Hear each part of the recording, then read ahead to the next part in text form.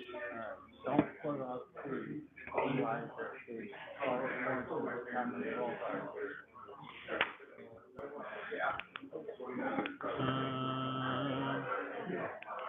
All right.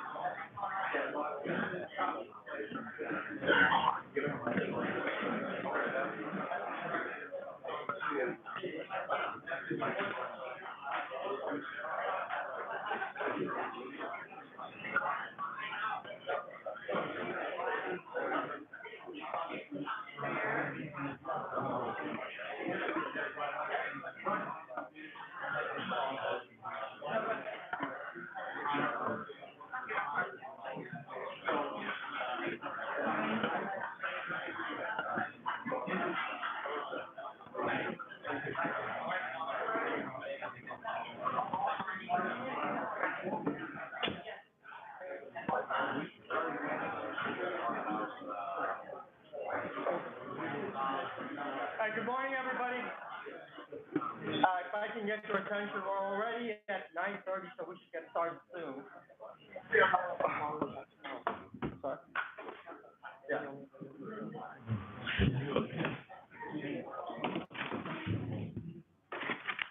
I'm Angel Vargas. I'm one of the board members. It's for those of you that don't recognize me or know of me yet.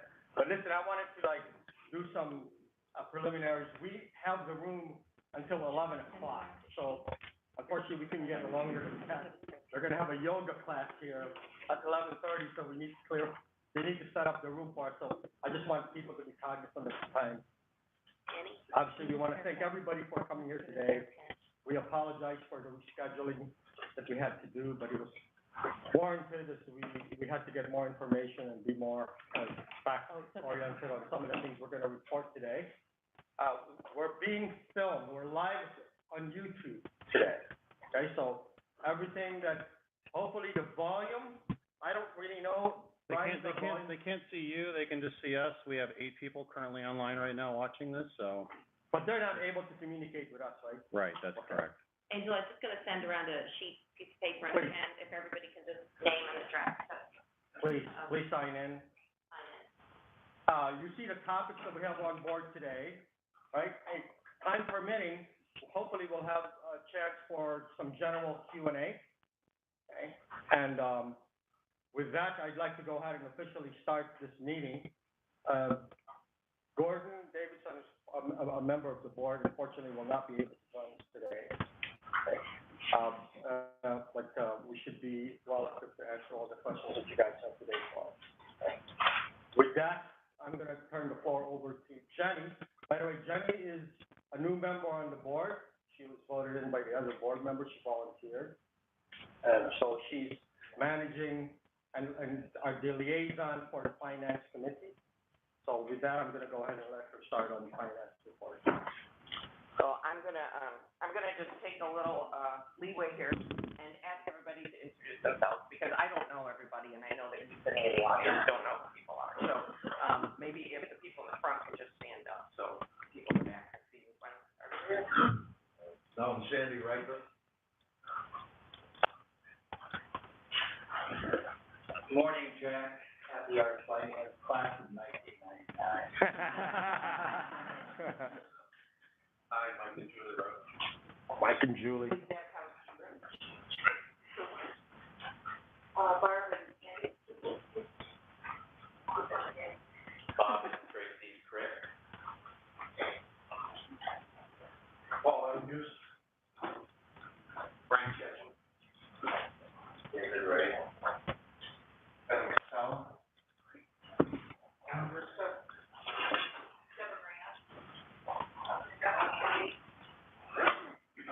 Weir. Judy, my wife Ellie could be here. We're new homeowners at 105 Thank you, welcome. Thank you. Thank you. Pam and Bruce Bailey, here also, 118. Welcome. I'm home, Steve Johnson, 208 Cherry Lane. Welcome. decomposing, 105 Lost Parkway, and my wife's from the city.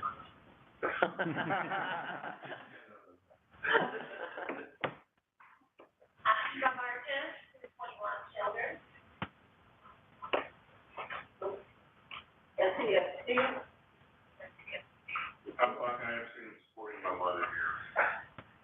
Texas Purdy, 122 Beachwalk. Sheldon's also on 20 Beachwalk. Mary Jo Beach, 106 Beachwalk. This is Mark.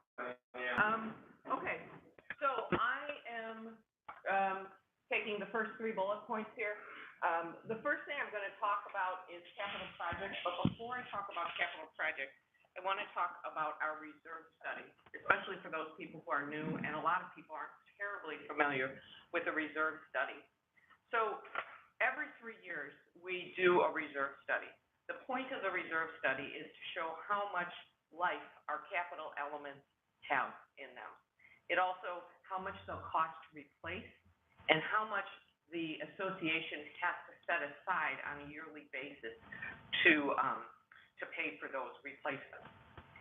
So, and then to create, the plan creates an annual funding plan to offset the long-term and costly expenditures. So, in other words, we don't want our pool to give out on us just unexpectedly and have to replace the pool.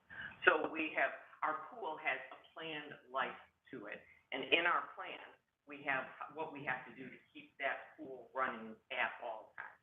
So this has to do with all of the things that the association is responsible for.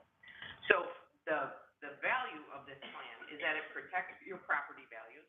It increases the fairness of member contributions. It maintains the common areas on a regular basis, and it makes us fiscally prepared for scheduled expenses. It protects your investment in this community, and it also decreases any kind of need for special assessments if something should happen to break. And for the board, it helps meet the fiduciary duty to operate the association using sound financial principles. So I want to tell everybody that so that you know when we're talking about expenditures, you'll understand what we're talking about. So these are the first. So I divided these into,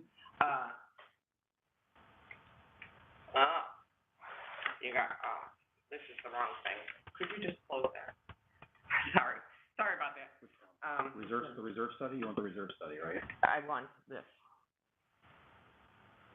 Reserve study.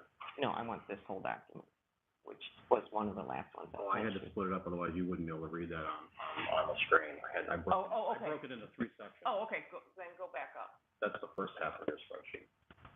No, that's not the way I have it. All right, just turn that off. Oh, no, if you go to, I'm sorry, everybody, go up to the next one. What happened to the 2019? 2019. Oh, it might be on. Okay, I'm gonna talk through it. So every year, the reserve study tells us things that have to be done based on the, how much, on what the engineer said was going to need to be replaced or whatever. So for 2019, so that's this upcoming year, we have asphalt pavement, mill and overlay from Thomas Boulevard to Lakeshore Drive for $98,000.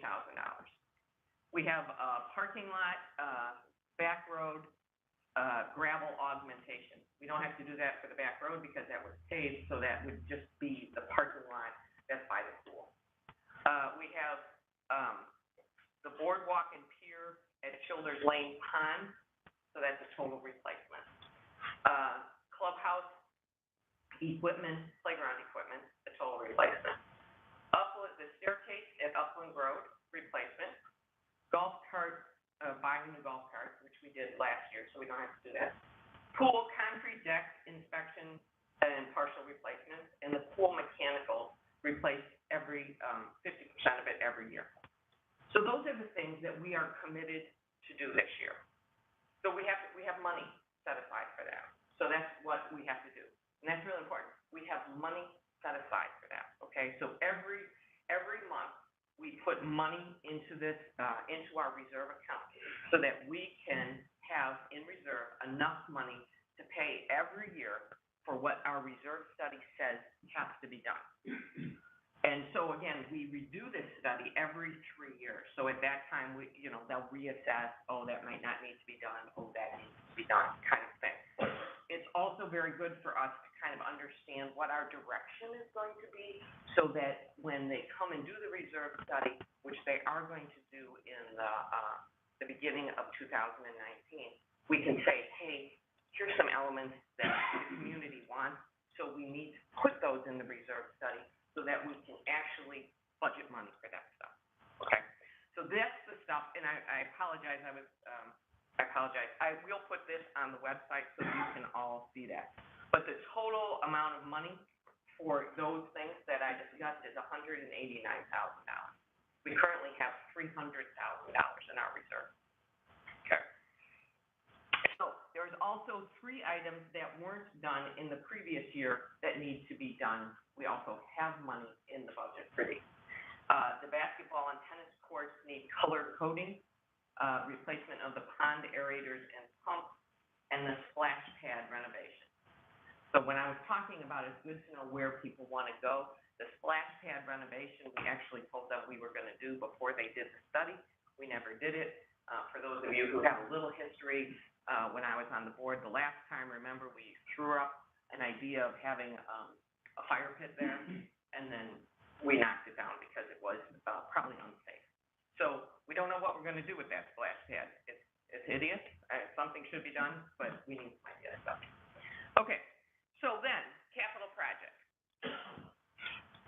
So these, okay, I hope these aren't in the right order. Okay, there's no order to these. Now, I want to say, there's no priority order, there's nothing order.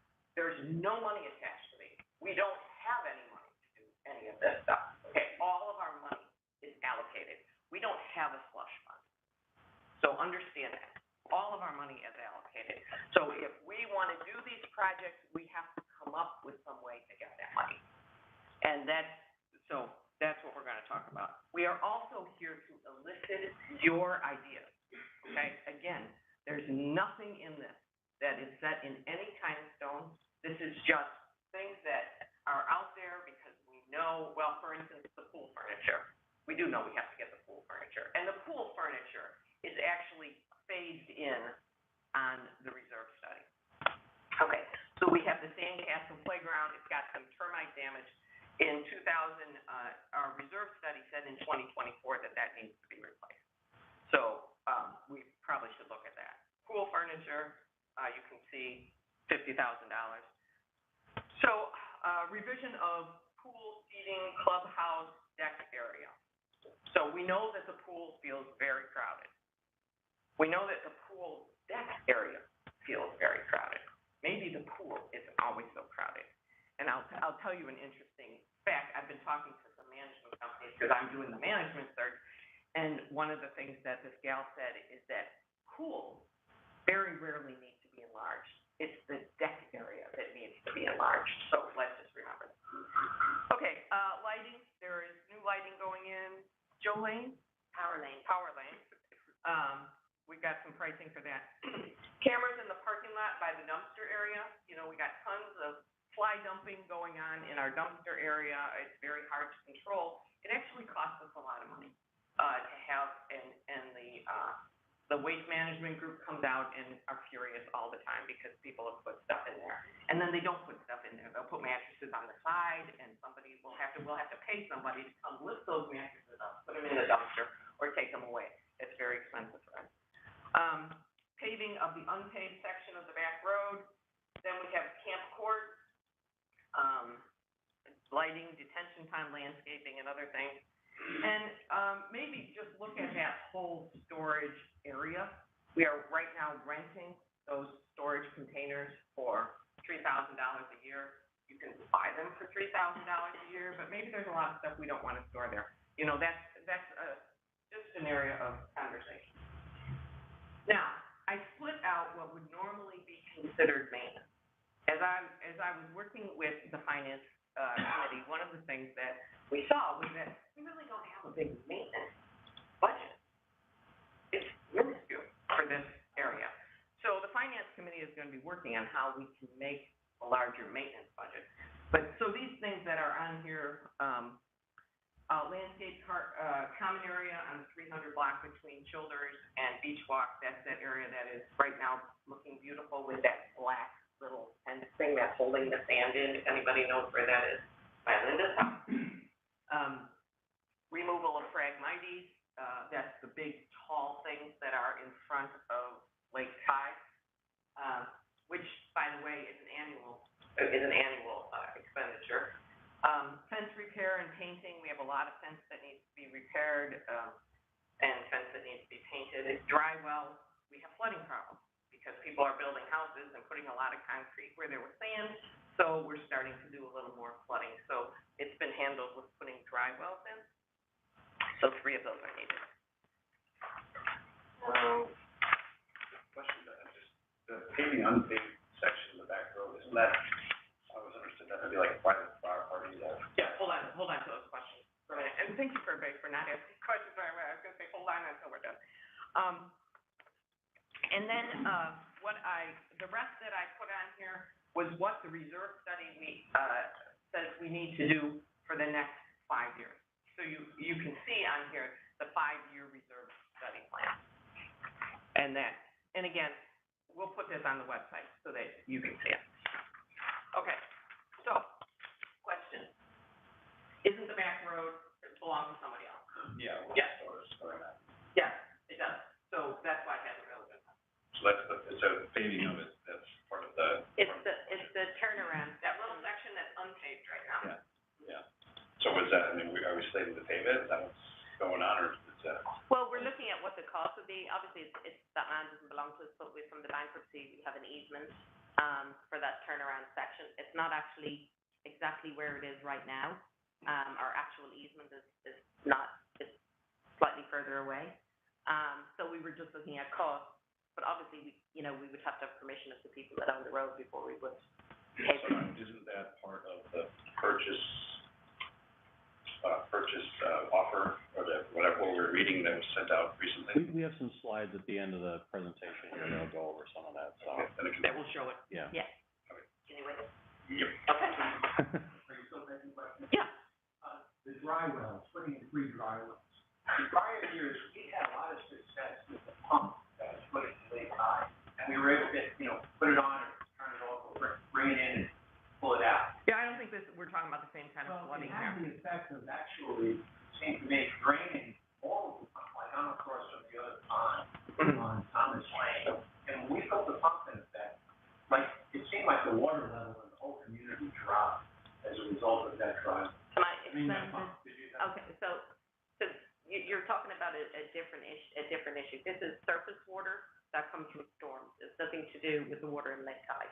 This is, if we have a really bad storm, for instance, last year, David Ray, I know you're here, there you are there, at the back of your house in Childers, we had a section that's a dip, and, when it rains really heavy, the rest of the Beachwalk would be fine, but this section of road on Childers would just be flooded. You couldn't walk through it.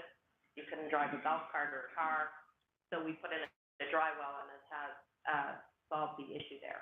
At the top of Beachwalk Lane, where the last house on the right hand, at the bottom of Beachwalk Lane, I would say the top, but at the back of Beachwalk Lane, there was a house built there this year.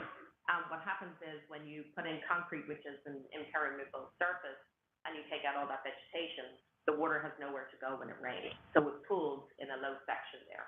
So we put in our plan is to put in 2 dry wells, and we've had companies out and civil engineers look at it, that what happens then is when it rains really heavy, the water goes into the dry wells and it drains naturally through the sand. So it's a different issue to the high water table and Lake High issue that you're talking about. This is just literally surface water from storms, nothing to do with groundwater, which would be affect Lake High. And I assume they were permitted to put in such deep basements in these communities that had an impact on the rest of the community. That was permitted. Well, that house has no basement. That particular house has no basement. The foundation. It's basically what you're doing is you have sand and you have a lot that has a lot of vegetation on it. When it rains, there's there's a way for the water to permeate through the ground and vegetation to suck it up. And when that is removed, then the water has nowhere to go and it's cool. It's just a natural thing. So that particular house has no basis.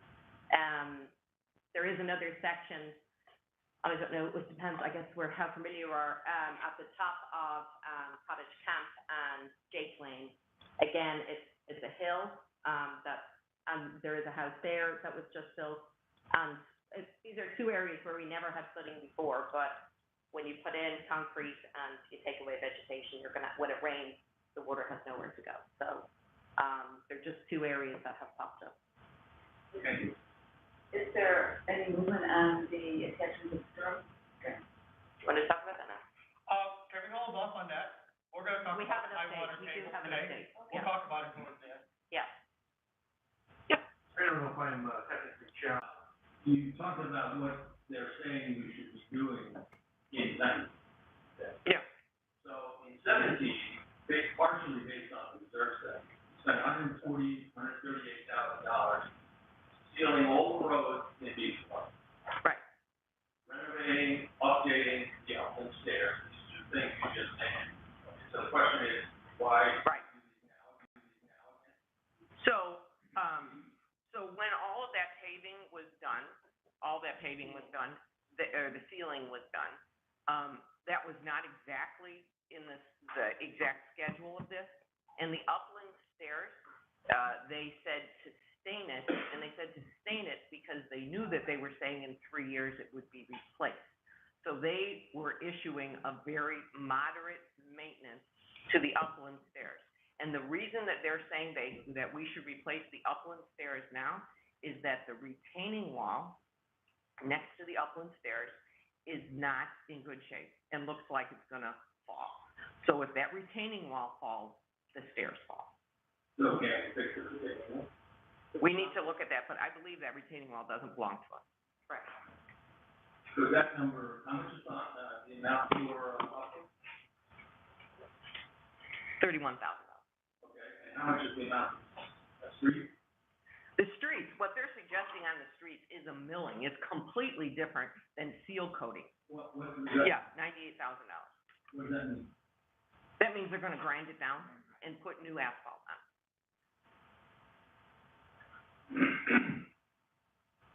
Why? I would get an engineer to take a look at that, would it, like, $5,000?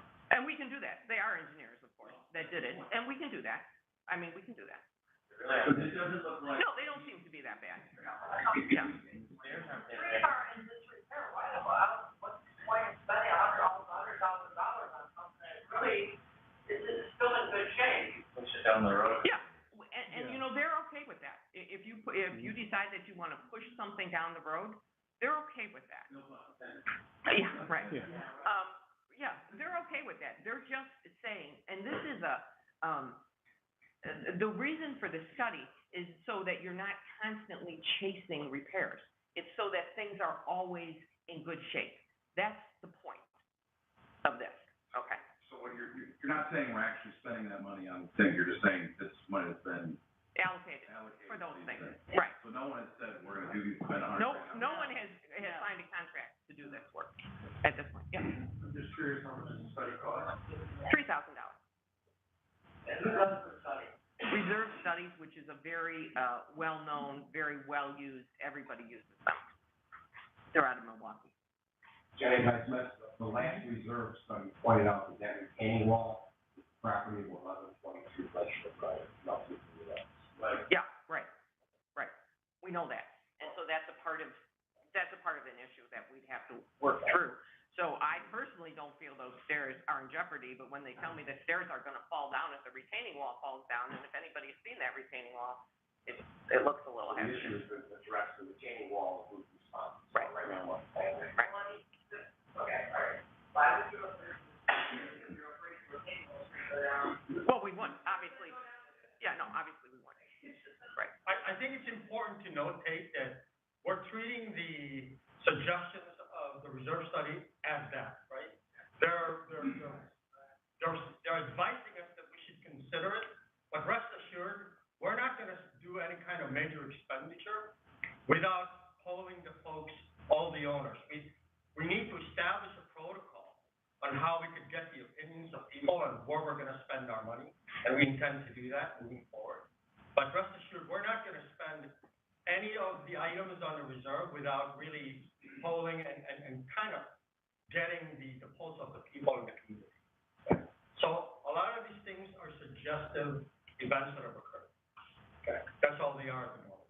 Okay, moving on because we only have an hour left.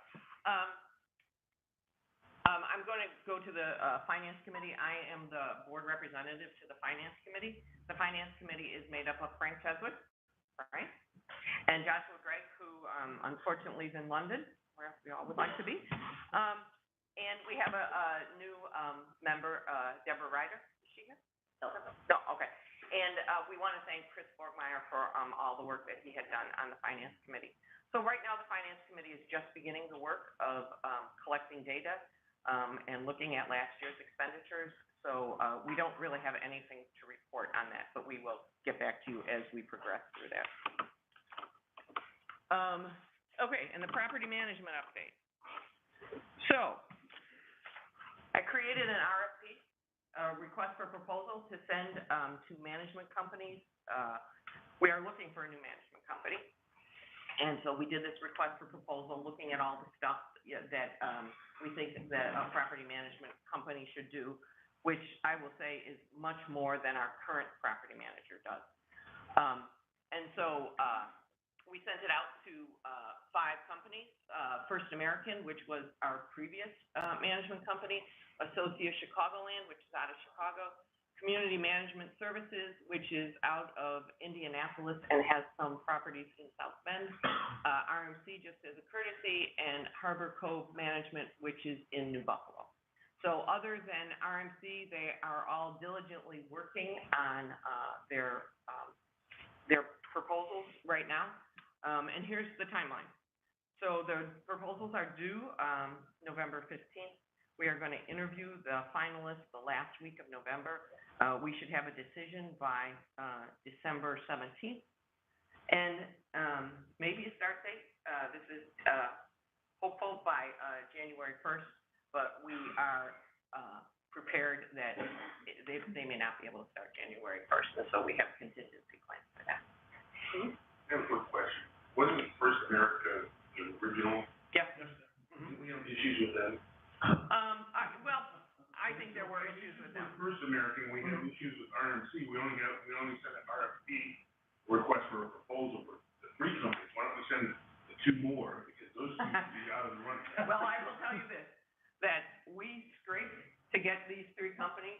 There are not tons of companies out there. You know, I went through every organization, association, that is an association for association property managers, and this is what I could find. You know, there must be 10,000 in Chicago. They don't come into Indiana. This one particular one did come to Indiana, but I did have directors of associations for associations doing searches for me, and this is what we found. So I was very happy with this number. And we are considering First American as a viable candidate.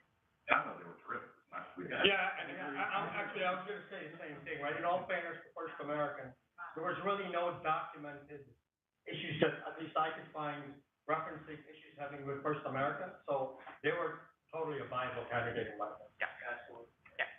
And they're all excited about the prospect of giving us a proposal. That's one. Okay. All right. One voice against First American. Any other big problems with First American?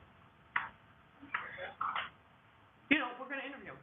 We're gonna see how they. Yeah, we're gonna vet them out either way, guys. Right. Things change too. Right.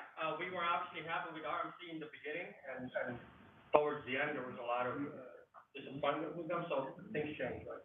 Yeah. Go ahead.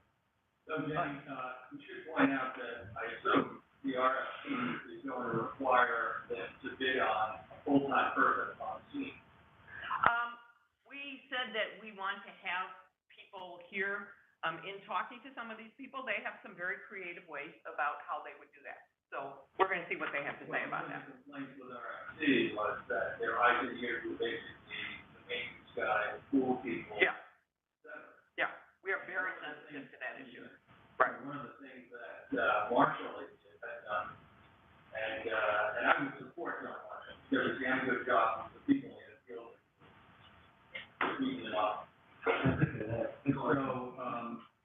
and for those of us who are here, so, First American, by all accounts, did a good job with the excellent RMC, which is a common complaint with RMC. Because, and I should point out, RMC's contract didn't require them to have excellent RMC. Correct. They were really doing financial management and the bookkeeping, et cetera, and frankly, on that, they did a great job. Yeah, they did more accounting services than property maintenance.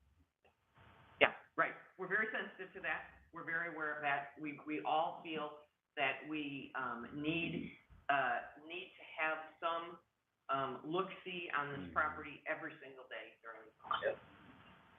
And so, if people can do that in, unique ways, that's fine with us, but, that is a very high priority for us. So, we're looking at, different kinds of terms, and, again, that will just come into how much we do. So, we do know, by the way, that we're gonna have to pay more for this. By the by, we're gonna have to pay more, maybe a lot more for this service. Especially if we're talking about having someone on site every day. And, so just maybe raise a hand, is anyone opposed to paying more than $35,000 a year for a property maintenance? How much does it come out to per property per year, just for the benefit of the people? Oh shoot, I didn't do that. $15 $15 a month. RMC, that's what RMC charge. Yeah, $15 a month Really? for your, well, That's RMC, so we're saying we may pay double that. Hey, Jenny? So I do wanna see a raise of hands. Does anybody feel that we should not pay more than $15? For those who don't spend a ton of time in the community, what services that we're lacking, that you're looking for in the new property manager? Well, getting estimates, taking care of the property. So, we would expect that somebody would be walking around saying, oh, there's a broken fence, we need to fix that, and it would be fixed. Oh, this fence needs to be painted, we'll get somebody to paint it, and it's painted. Oh, there's trash laying all over the place, and we'll do that. They also are doing all the, whatever paperwork is included in the home closings and all that sort of stuff. Of course, all the accounting, but more what we didn't have from RMC was, maintaining the property. So if something was broken, getting on top of it. The board has done an enormous job of getting estimates. Rachel spends all her days getting estimates for things, meeting engineers, doing all of that kind of stuff, which is not really a board job. And so, so that kind of stuff. Anything else that? It's really more focused on the operational side. Beyond the maintenance that physically needs to get done, it's also managing the personnel of the people that perform those activities. Right? It's a very simple item of managing the security staff became very problematic. Right. Managing the pool staff was quite problematic. And managing the contracts, the people who perform the work on the contracts like beachside gardens, okay, snow removal. So it's really anything that has to do with facilitating and managing the operational components. That's what we were challenged with. So if we have somebody full-time there, they should Well, qualify. not necessarily full, I'm not sure, full-time certainly has its obvious benefits, but if you're here full-time and you're not paying attention, same problem exists, right?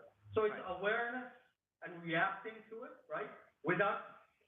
Last year, most of our reaction was based on owners calling us and saying, hey, did you know that there's broken glasses in that street? Hey, do you know that there's a pile of sand and kids fell off while they were cycling, right? So we want to kind of find a management company that would be aware and get ahead of those types of things. Also, a management company that can guide the board. So there's a lot of Indiana law that the board, this is not our job, the board doesn't know about, that a management company could say, hey, you can't do that, or you ought to be thinking about this. I said that I met with the gal who came from Indianapolis, and we sat down for like 3 hours, and I was like, the stuff she told me, I was like, whoa. I mean, it's just all the ideas she had and all the stuff. I mean, she manages 110 properties, you know, she knows stuff. And so, I think that as we try to progress to sort of a community of excellence, we need a property management company that can help us get there. And I think that's what we're looking for. Just real quick, is there any kind of sort of conversation or communication between the rental agency that is there full-time and the management company? I mean, for example, the very last day, I had all sorts of friends and guests in town, and we were gonna go to the pool. But the pool was closed because there was nobody there working. So, you know, all these people came in, you know, brought their floaties and all this, ready to go, and they all show up at the pool, and there's nobody there. Yeah. So we go into the rental agency, and they're like, Oh, yeah, they don't. sorry, Right. we have nothing to do with it. Not their job. Yeah. They're a private company, Right. nothing to do with. Sure, but I mean, somehow there's gotta be some sort of communication between the two. We'll put that on our list. What about the months that the rentals go on? That seems to be, the years we're living here, is the biggest problem of all. People just, the owners or whoever else is involved, don't pay much attention to the way they handle garbage and things of that nature. It's a real, in my opinion, it's a very serious thing, So especially then during summer months you're talking during about. the rental months, Yeah, of course, yeah. when everything is moving here. Right. Including the pool, but the other things, people throwing garbage. Yeah. Okay, so a rental company, a management company would be good, but how do you cover the entire area during the months that are really, where people are here, there's all kinds of people moving in and out, to regulate this thing, so that the full-time people don't have to look at all this garbage that just lays around until somebody comes and picks it up. Mm-hmm. Well, that's obviously an issue that we will talk to them about. I mean, we're very sensitive to garbage. Garbage is a huge problem here. It's a huge problem. Yeah. Rachel? Besides, Beachwalk, yard, picking up, for bringing out the garbage cans and snow removal, what else do they do? Oh, my God. They put the planters on top of them. Well, everything. Yeah, everything. They're basically our maintenance. They're basically our maintenance. So they're doing the snow removal, they do the, grass cutting. All landscaping. Yeah, all, They do a lot. yeah, they do a lot of work. Yeah. Put almost They do a lot of work, but it's not quality work. The what? So, that's So, not, That's a maintenance issue, so that's what I'm saying, when we don't have a good solid maintenance plan here. I agree with you, but that comes under maintenance, that's on Beachwalk Garden. But what we're saying is, the maintenance, the kind of maintenance that they would do is all of the stuff that they are doing. That didn't make any sense. Can we go on to your next, topic? I'm done.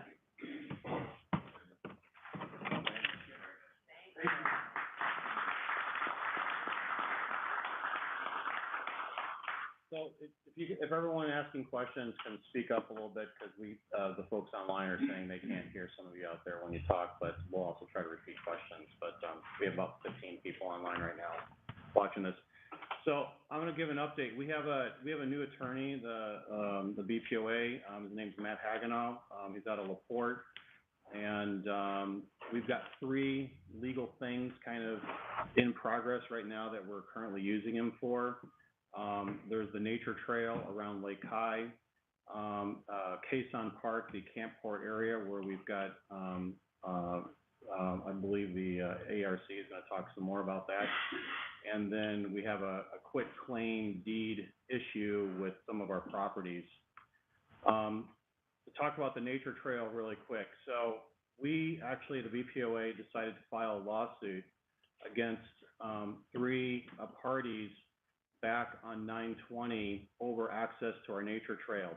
What happened is that I don't remember it's McClendon, right? I guess. Yeah. McClendon, they are, and I actually have a slide that's further in here. They wanted to expand the Whispering Dunes area that encompasses 5 new lots around Lake High. That was gonna encroach into the nature trail that we've been using for over 20 years here at Beachwalk. And so, we decided to take a look at that. and, we initially tried to reach out to some of these individuals and say, hey, is there something that we can do here? We got no response at all from these parties. And, with the exception of, Adam's group over here, Adam has been a vocal proponent of the BPOA as far as our access rights to the nature trail. So we went ahead and decided to file this lawsuit on October 4th. The judge granted them a 30-day extension. And then finally yesterday, we actually got a response back from the other party with a counterclaim for damages.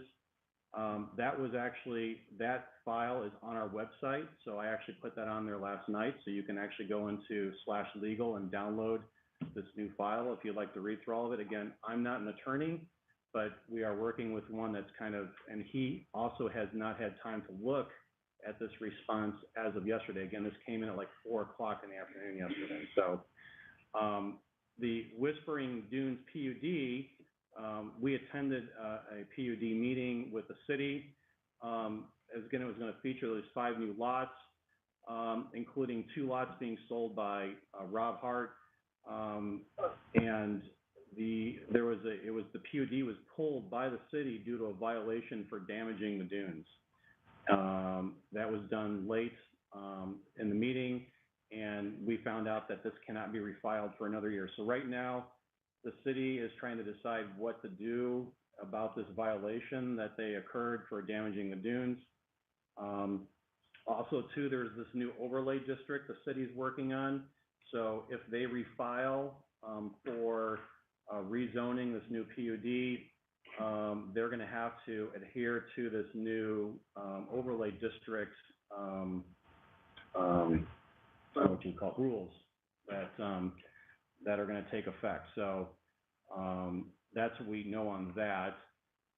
So just so you understand, our right to use Lake High and the trail was given to us by the bankruptcy.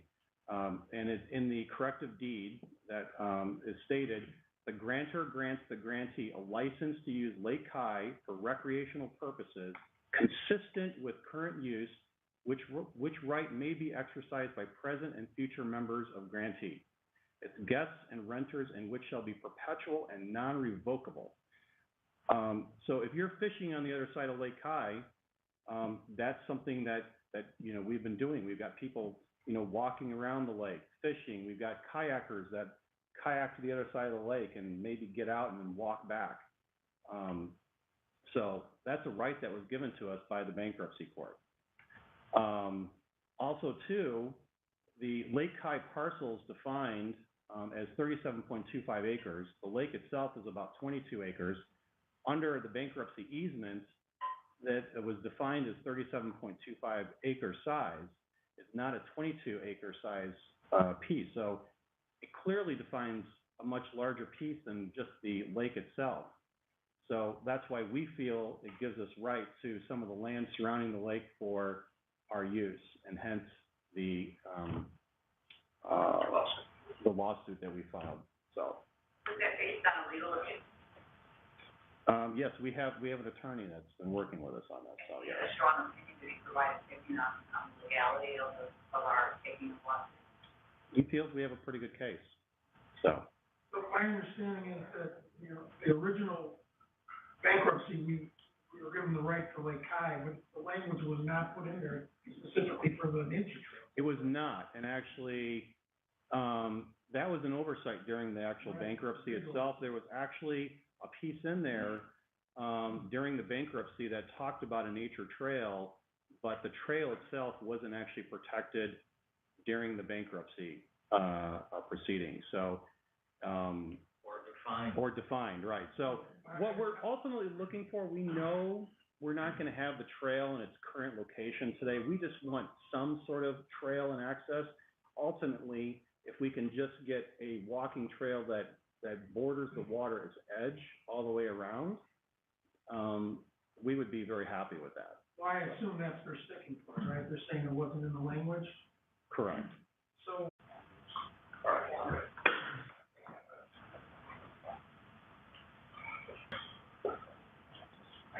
So you can see, Liability that's unknown to us at this time. we also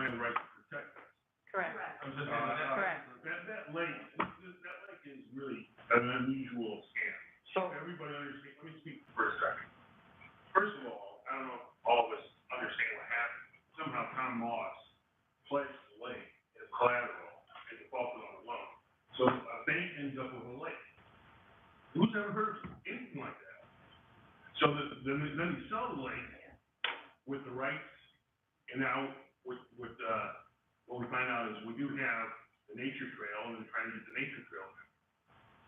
So I don't understand what happened with the Port Bank and the bankruptcy and all that, but it's awfully weird to sit there and think a bank would take a lake as collateral.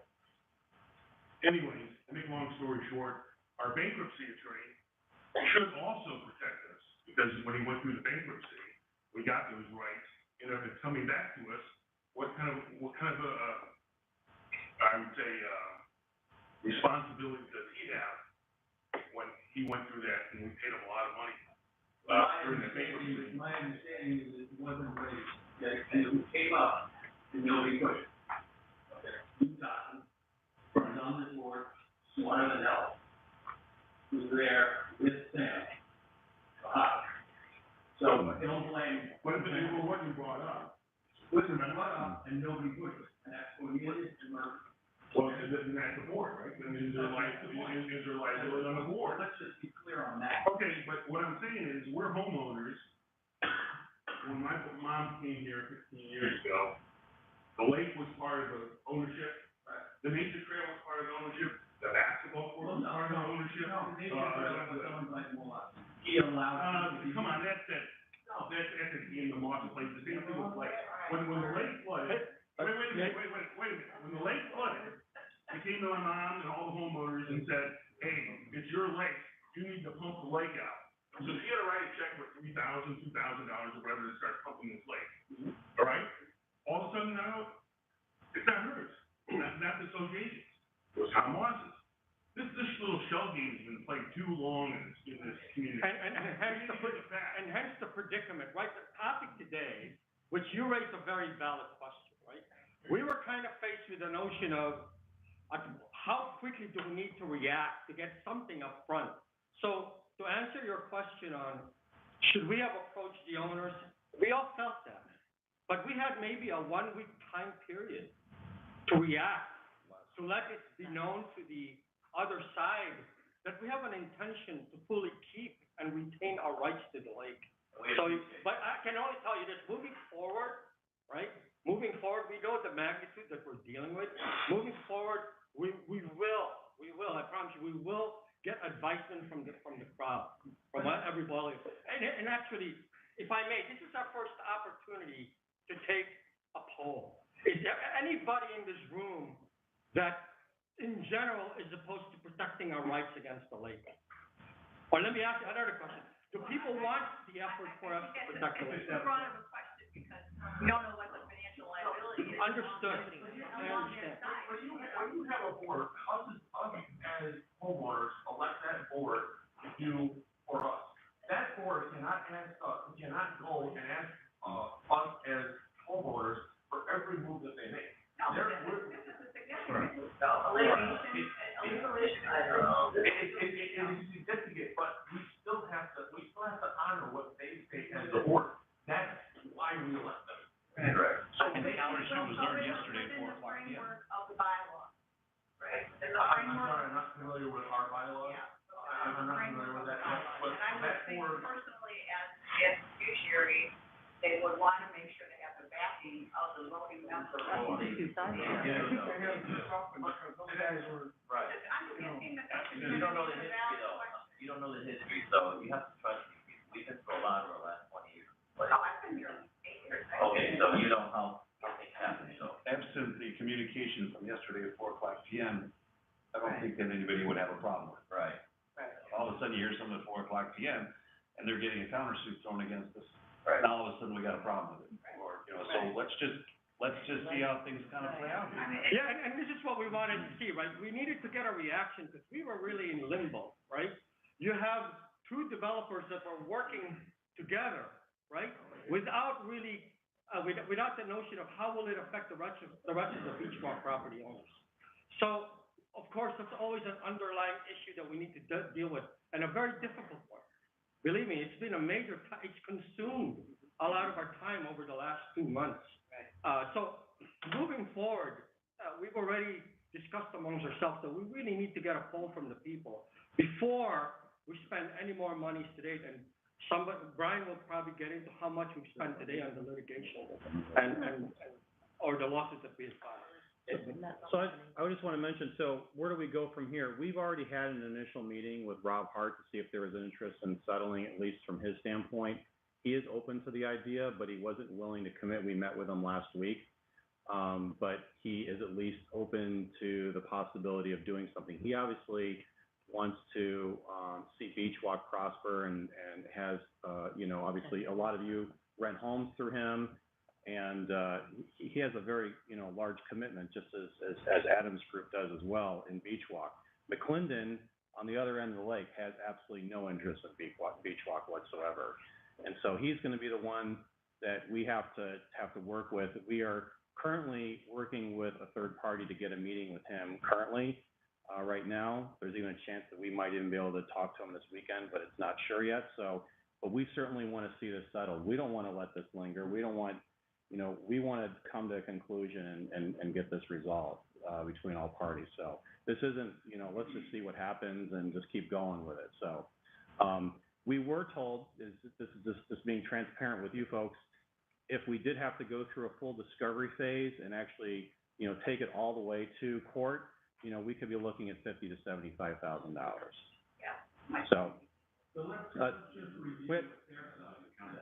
Yeah, McClendon owns the property, Well, okay? McClendon owns the property, he's selling selling lots to him. That transaction is frustrating because it's lost.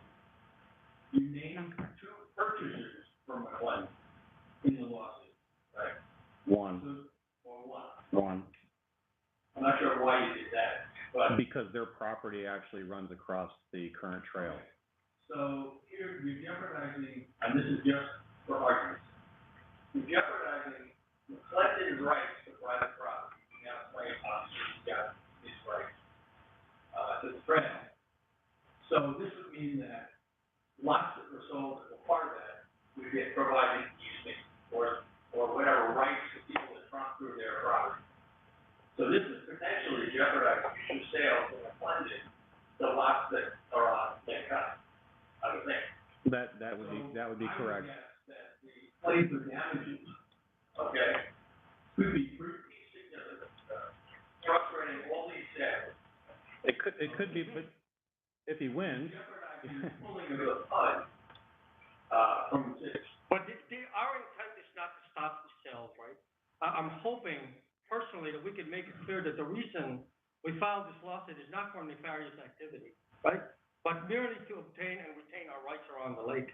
So from that perspective, we didn't have a nefarious intent to stop the sales, but rather to retain something that we want. There's also some precedents. You got Half Moon Bay.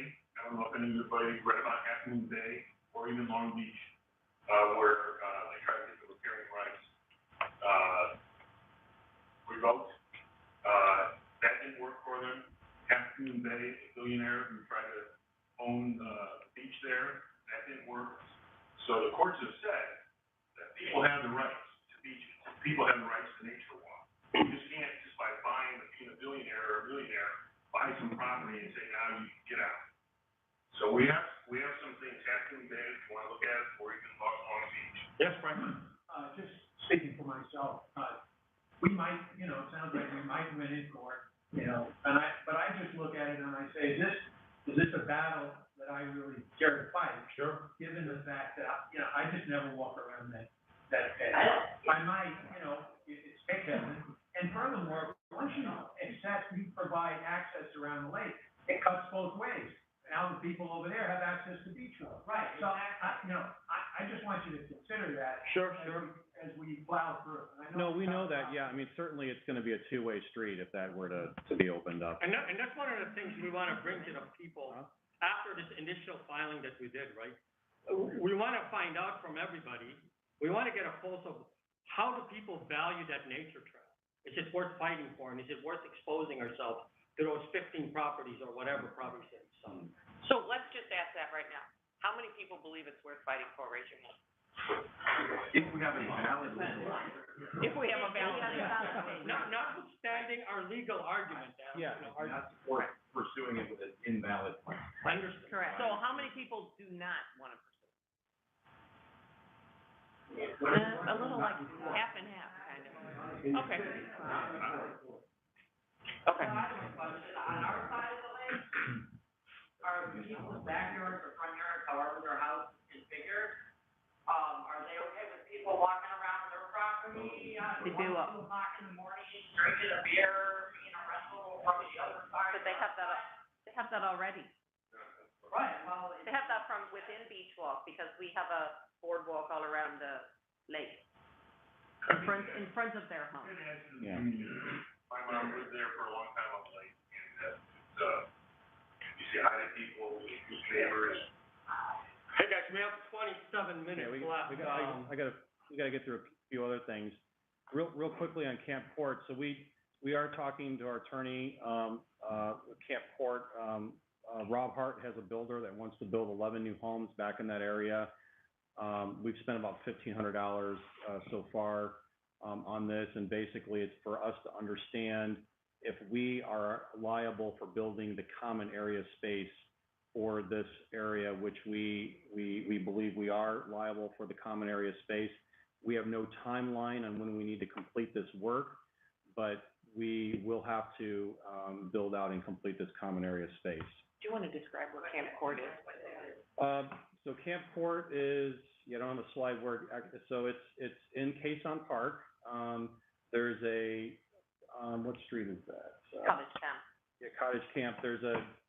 So between, Cottage Camp, like, if everybody knows where the playground is, so the other side of the road, that's Maggie Lane. There's 2 houses there that kind of are opposite the playground. In behind those, at the moment, is a forestry area that is, platted for 5 inner houses in there that you only walk into. So what, Rob Hart has, we should mention that Rob is selling all these lots to a company called Oakley Home Builders. Mm-hmm. But there's 11 homes altogether in their application, but for Camp Court, it would apply to 7 lots.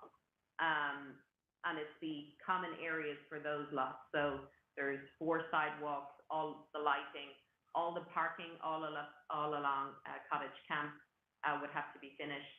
And then the inner, section that belongs to the homeowners association would have to be landscaped or whatever it is that we decide to do, so that there's sidewalks for people to go to their house. So it's a significant, project that we would have to finish. So what the board did was, number 1, just make sure that, we wanted to make sure the onus on us was to finish these, which it is. We wanted to check out the parking to find out, who is that parking for? So we had to go back to the city and get a copy of the PUD. And in the PUD for Quezon Park, the parking is, assigned to these 13 homes. A total of 20 parking spaces for 13 homes. So while they're not individually assigned, it's assigned to those 13 homes collectively. So we wanted to make sure that, you know, we were under an onus to complete those, which we are. What our attorney has told us is we are not under any timeline-specific onus to finish those. Obviously, if homes are built in there, though, the homeowners will want us to finish lights in front of their houses and pathways. Otherwise, how are they getting in there? So it is a cost that we will more than likely have to look at. An unfunded cost. No, that's an unfunded cost. that we have Unfunded, no budget for. unplanned. We didn't see this coming until, really June Where the this year. parking is, those BPOA properties. Yes, On Cottage Camp, you're talking about. yes. Yes, that is BPOA property. But in the PUD, No, it is no, assigned we don't, to we the have to 13 do it. homes. You have a choice, you have to have a road. I mean, Well, it needs to be done according to the PUD that was filed Yeah. originally, right? So we're in the process of understanding that now. What I wanted to get across to you guys is this came in this year. There was an initial discussion that Rob Hart had with one of the board members, but he really didn't make it official until 31st of July. 31st of July, right? So that's pretty recent. That's when he submitted those plans. And that's when we officially started to take action on understanding what are our liabilities and what are we accountable for, right? And there's a lot of issues that we need to resolve there, because there's homes that are already there that have enjoyed the vacancies of those properties and have enjoyed the open parking spaces and now all of a sudden there's gonna be a crowding there. So the AERC has a lot of issues to address and plan for. So certainly the expenditure is something that we don't have an idea of how much it's gonna cost. It's unplanned totally. But the Just also burden to is on us to clarify, make it happen. the common areas are not the ARC, the common areas are the board. I The understand. ARC are just dealing with the actual homes and making sure there's code. Yeah, The board that's has right. to deal with the common areas, so the pathways and lighting and parking and whatever else, landscaping, whatever else we have to do. But the question to you is, yeah, we have to do it. And, you know, it's a good thing that we're not bound by any timeline, but yeah, it's on us. Is there anything in the PUD for those 13 homes that allow us to charge back? No, We can't charge them back. they have rights in the PUD. Moving on, back in 2017 on the quit claim deed, it was determined that we accidentally owned 202 Beachwalk Lane due to a tax registration issue after the bankruptcy. That's Tom Moss, the White House Yeah. office, yep. Hugh and Mike Connor presented to the board a document to sign and fix the registration issue, which seemed like it was a very, very quick fix tax issue. So we actually, you know, that was signed and sent off. In fixing that issue, the pool and clubhouse registration was transferred into Rob Hart's company, UDG. And if you actually go in and By look. mistake, yeah. By mistake, and if you go and look at the tax records, it does show UDG as the property owner of our clubhouse and pool currently. So after we discovered this error, we've asked our attorney to get it transferred back, although Rob Hart has as of today, is still refusing to have his attorney sign back to us what is currently ours, and we're currently trying to decide what our next options are. He is not giving us any reasons at all. He basically. That's what it would seem like. Obviously, we can't declare that openly here today, right? Yeah, we don't.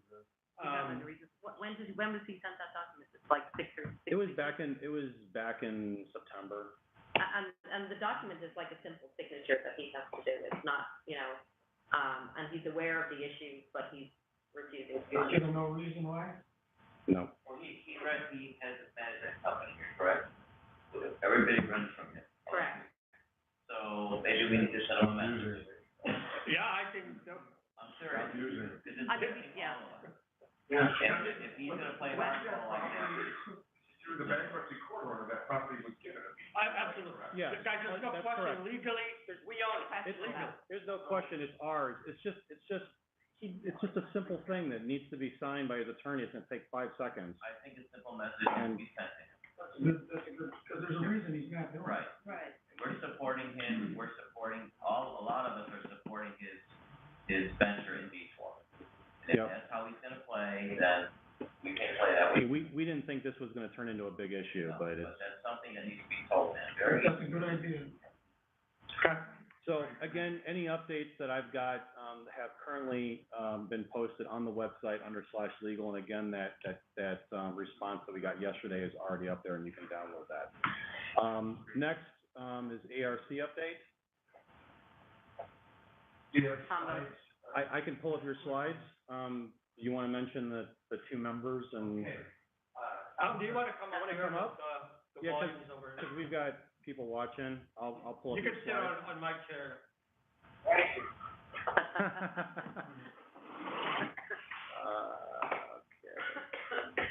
The ARC currently There has you go. 5 members, and we've had some members, leave the committee, and I'd like to recognize them.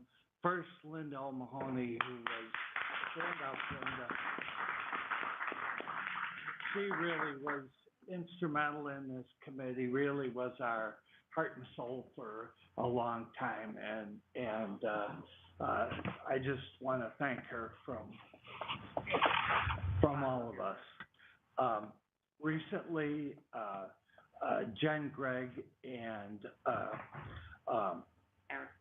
Erica Hutman, that's right, I don't know why I slipped that, have left the committee, and they did tremendous work while they were on the committee. Jen Gregg was instrumental in doing administrative work that, we could not have accomplished.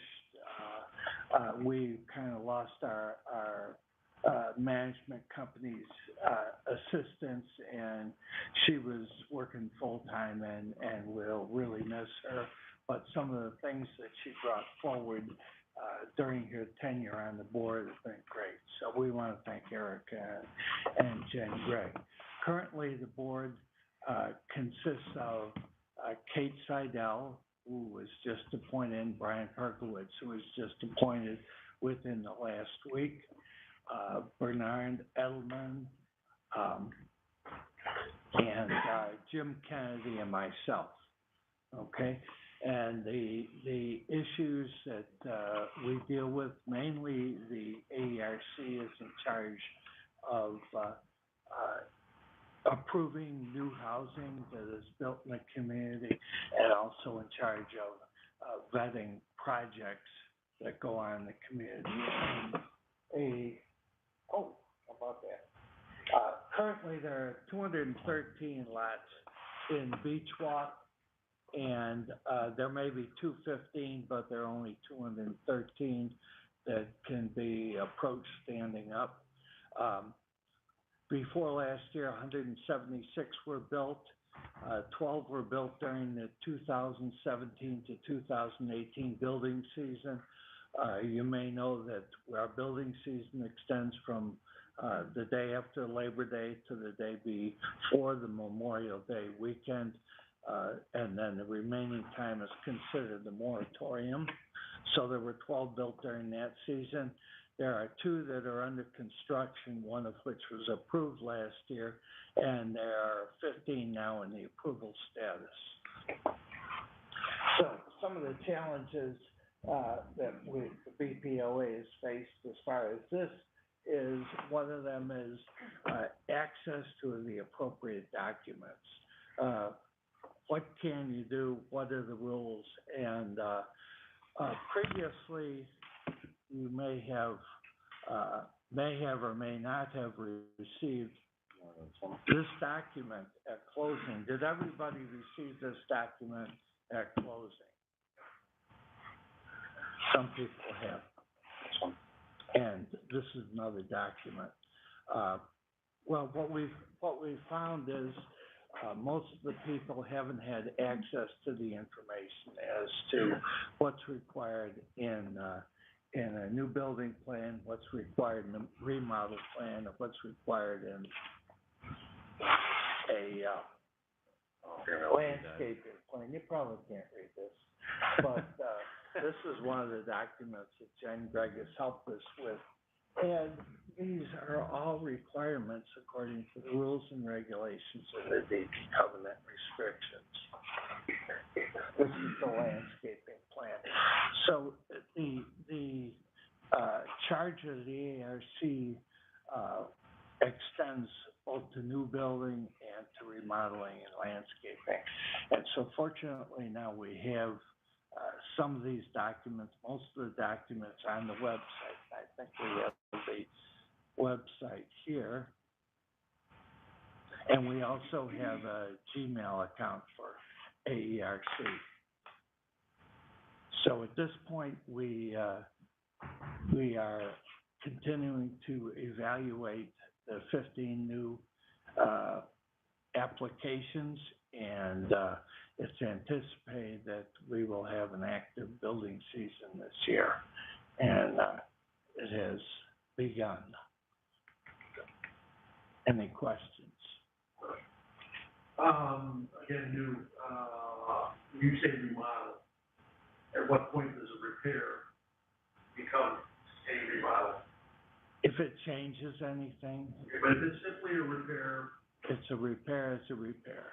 And the only reason I bring it up is because of the cost. I mean, you're charging a decent amount of money with every application. If it's just that was my. Well, most of the time, if it's a simple repair, I need to repair 10 feet of fence, there's no application. Moving, trim, I mean, if as long as it stays exact replacement, that's okay. Yeah. You don't need permission. Yeah, And from the other point of view, a lot of the things, it's important that homeowners, I think, assess their situation prior to the moratorium. And just, consideration of their neighbors and the other members of. Another question, are you guys also in charge of, like, going to homeowners and saying, you know what, you need repair? There we go. Yes, and we did that, and, we were challenged as to our rights to do that by members on the previous board. So we never completed that process. We had a review and inspection of all properties and, recommendations made and sent to the board, and, we'll address it. But it was time. Management, property management company would play a big role. Yeah, I'm just curious, this year, the cutoff date for doing any work that would cause construction noise is May 25th. I get a call from Mary Jo telling me how I'm not gonna be happy because the house next door to her was given special permission to do work, gasoline, they had all the power tools going during rental season. So I'm just, what qualifies as special, permission? Well, unfortunately, painting does it. Well, And they weren't repainting, they were replacing the windows, they replaced the whole side on the one side of the house. But you know, trucks parking on her property in the back. And I sent you videos. Yeah, so I think that was one thing, and Jim, tell me if I'm saying the wrong thing here. This was one case where we know that the contractor who initially indicated that did more things than he was supposed to do. Have you known the amount of the work? Yeah, he kind of faked us up, so to speak, so. More than a month. Right. So there was ample. Yeah, no, Going forward, anytime we suspect in addition to painting, there's gonna be removal of board replacement, we will not approve it during the moratorium. yeah, so obviously, for the record, we obviously didn't approve that one, right? If we had a failure to recognize exactly what they're gonna do on paper versus what they physically did, and somebody basically tried to pull a fast one on the AERC, we have to be more cognizant of that in the future, and we intend to strengthen those rules. They find that I was arrested for doing storm damage during summer months. I'm So sorry. they give it a pass on the $500 fine. For doing more than they did. You know, guys, we're going down to like 10 minutes, but I would extend the room for another 15 minutes, so. Let's see here. Oh, makes sense, okay. You know, I'm sorry, can I just make one comment? Sure. City. I think the board has got to start to give notice of meetings under Indiana law is supposed to. Okay? We're supposed to distribute minutes. The last minutes, even from July meeting, we had not seen. What's the reason for that? I gave them to you.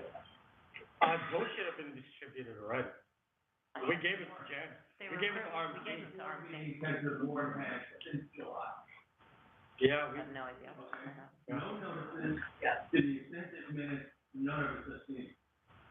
You know, we have a Facebook page now, or. No, No, we do no, not. we don't. We do not have a Facebook. That, you know, we're supposed to put this stuff on, so we got a serious failure to communicate. You just admitted it on a lawsuit, okay? No input, no notice, the board went live. You gotta wake up and do this, okay? We're owners. Noted. We don't like you. Noted. It's not for everybody. Okay? We will do a better job at that moving forward. Way better in terms of communication. Okay, noted. Noted also that this didn't come with this current board. The, problem with communication, requests for minutes, which I've done many times, existed under the previous board, and you were a member of that board. You're a member of that board. She did a great job, the secretary, but she took the board vote and sent them on all the resolutions. Okay, guys, noted. we will do a better job at that, okay? We will do a much better job at it. Go ahead, Brad.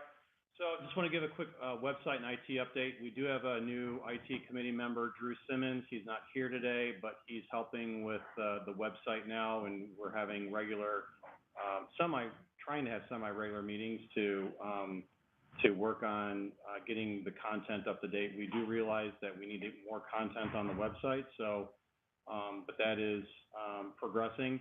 The Contact Us page has recently updated with new group and user email addresses. So the board now has has beachwalkhomeowner.com email addresses, which we're starting to use. We did get a new Wi-Fi system installed at the pool over the summer with very good coverage. So we've got like 4 access points that cover the whole area, including the common areas, the basketball court, volleyball area, all that sort of stuff. Please make sure you're registered on the website if you're not already registered. It's beachwalkhomeowners.com.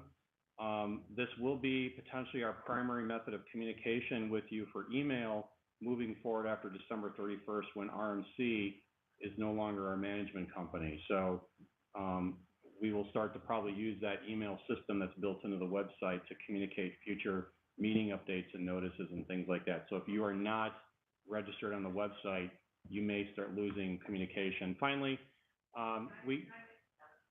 I think that we need to take all orders on that, because obviously we are small piece of the population. Oh, yes, of course. We're going to send out a final email probably in November, December, basically with a big warning. You know, need to be registered. So finally, there is an app. So again, you can download this on Google Play or the Apple App Store. It's called Wild Apricot Member. The software we use to run our website is called Wild Apricot. And you can actually, on the left-hand side, you'll see a pane. You can actually get a list of members, and you can actually communicate with those members through email. So you do have that ability. So that is our new member directory list for everyone. And then finally, there's an events page, so you can actually see when events are posted or things are coming up. So you'll be able to get that right in the app and get notifications in that app if you don't actually want to go to the website on a regular basis. Golf cart committee? At the last meeting, it was decided to have a golf cart committee because we had so many issues during the summer. At that meeting, Bernard Edelman and Katie Seidel volunteered, and Angel and myself met with them. And we have enacted, will be enacting for 2019, once we have our new management company, and we need them on board before we can do this, because RMC were not contracted to do this and had no interest in doing this. So we will have a registration of golf carts with the management company. So if you own a golf cart, you will have to register that golf cart with the management company, and you will get a new sticker, which will be very similar to the old stickers that we had in golf carts and Beachwalk, the larger ones with the larger number. They'll be reflective so that they can be seen at nighttime by security. And also, the idea is that there's no point in me having golf cart number 100 and the security guard stops it if he doesn't know who owns golf cart number 100, or if he sees it flying down the road, he knows, what house it belongs to. So the new system will allow the security, our new security for next year, to better do their job. We will be requiring some homeowners insurance for all golf carts. So you will have to give a copy of your insurance for your golf cart to the management company also. The 6-person golf cart, I think we brought that in last year, that they're not allowed in Beachwalk. 1 cart per house, and all motorized vehicles, including segways, because we have had a lot of complaints about segways in Beachwalk, will have to be registered with management. So the other thing that we're going to bring in for next year, so to register your golf cart, we're going to bring in a golf cart registration fee. So if you own your home and you have a golf cart and you don't rent your home, you have no charge. If you own a home and you do rent, we're going to have a $150 per golf cart per year fee to register your golf cart. And non-owners that rent golf carts in Beachwalk will have a $500 per golf cart per season, or per year, fee. And that golf cart must be assigned to a home, and it must be positioned at that home that they're registered to. So, these are all ideas that came from the golf cart committee, and through other emails and suggestions that we've had from homeowners. If you just let me finish, we can ask it, yeah. And then, and this date may change, obviously, because we have to have our management company up and working and in place, and this system in place.